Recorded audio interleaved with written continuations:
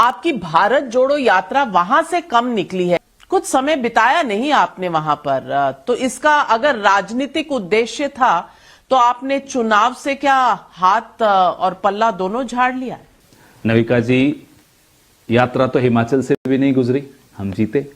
हमारी तो सुधारी दी आप लोगों ने, आपकी भी सुधारनी चाहिए कि साहब नेताओं को वैसे भी सड़क पर निकलना चाहिए, लोगों की सुननी चाहिए। हमारी आदत खराब किसने की आपको मालूम है? वो मन की बात करने वाले एक शख्स ने, वो अपने मन की बात सुनाए चले जा रहे हैं, सुनाए चले जा रहे हैं। जब मन हुआ, चुनाव आया, रोड शो कर दिया, हाथ हिला दिया, हो गया काम। एक बात का धन्यवाद तो पूरा देश, और उम्मीद करता हूं कि मीडिया भी राहुल गांधी को देगा कि जो बादशाह सलामत हवा में उड़ने की आदत हो गई थी जिनकी, आज उनको सड़क पर ले आए। भले 1 किलोमीटर के लिए लाए, लेकिन लाए तो सही। अगर इतनी ही बुरी सरकार चला रहे हैं, अगर इतना ही सच छुपा रहे हैं, तो 2 बार जनादेश इतना बहुमत वाला कैसे मिल गया? और सिर्फ लोकसभा के 2 बार नहीं, आप कई राज्यों के भी चुनाव देख लीजिए, वहां मोदी जी जाते हैं तो कुछ रुख बदल जाता है, जनता जुड़ जाती है। बादशाह सलामत 2 बार चुनाव जीत गए, मतलब हम जो भी उनके खिलाफ बोल रहे हैं, न पेट्रोल की कीमत बढ़ी, लाखों लोग कोविड में मरे, न महंगाई बढ़ी, न बेरोजगारी बढ़ी, हमको हमारा मुंह बंद हो जाना चाहिए।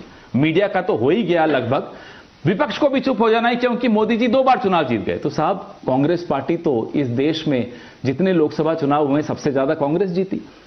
तो साहब, सबसे ज्यादा चुनाव तो राज्यों में भी कांग्रेस ही जीतती आई है पिछले 70 सालों में।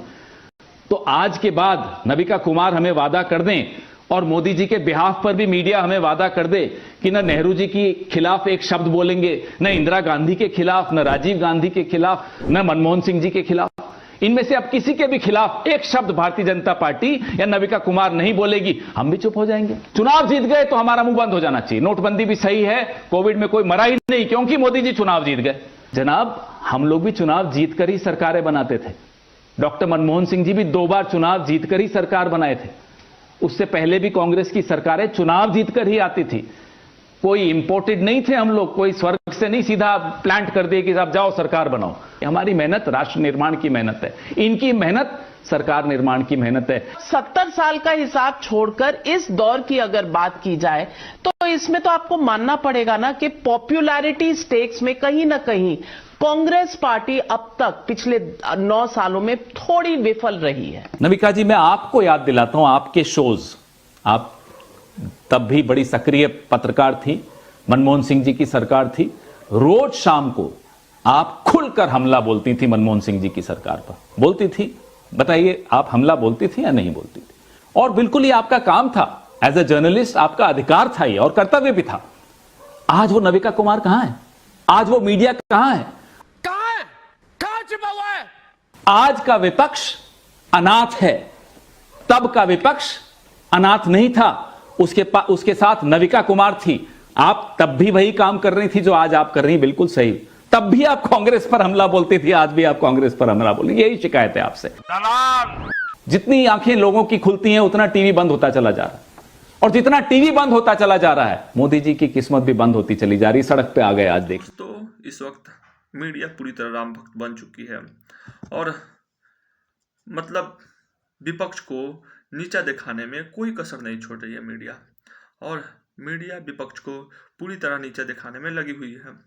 लेकिन इसे ये बात समझ नहीं आ रहा है कि कब तक बकरी क्या माँ खैर मनाएगी, और एक दिन ना एक दिन कटना ही है।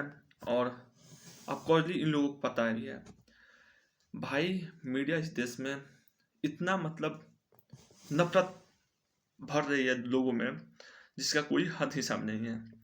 आप लोग वीडियो देख लिए होंगे, और वीडियो में आप लोग कैसे धोया जा रहा है मीडिया को, आप लोग पूरा देख लिए होंगे।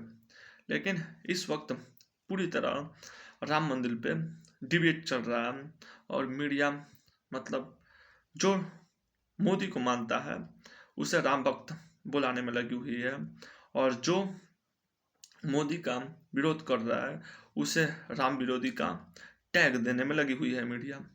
और मीडिया का काम बस यहीं तक बच चुका है, क्योंकि मीडिया इस देश से ख़त्म हो चुका है, और देश में मीडिया है ही नहीं। क्योंकि देश में मीडिया होता तो इस देश का हालत ये नहीं होता। और इस वक्त मतलब लोगों में बेरोजगारी और महंगाई चरम सीमा पे है। लेकिन इस सवाल पे प्रश्न उठाने के बजाय देश में सिर्फ अपने मोदी को ऊपर दिखाने में लगा हुआ है मीडिया। और मीडिया को ये बात समझ नहीं आ रहा है कि जिस दिन तुम्हारा यह नेता हारेगा उस दिन तुम्हारा क्या हालत होगा आप सबको पता है। और मीडिया का हालत उस दिन देखने वाला होगा। और ये होगा ही भाई, ये होगा ही, कभी ना कभी होगा ही, ये होने वाला होगा ही। क्योंकि तुम लोग को ये बात नहीं पता कि जिस दिन तुम्हारा नेता हारेगा उस दिन तुम लोग का हालत उस कचड़े के डिब्बे में भी जगह नहीं दिया जाएगा और उस कचड़े के डिब्बे में भी तुम्हारा जगह नहीं बनेगा। क्या लगता है दोस्तों, आप लोग जरूर बताइए।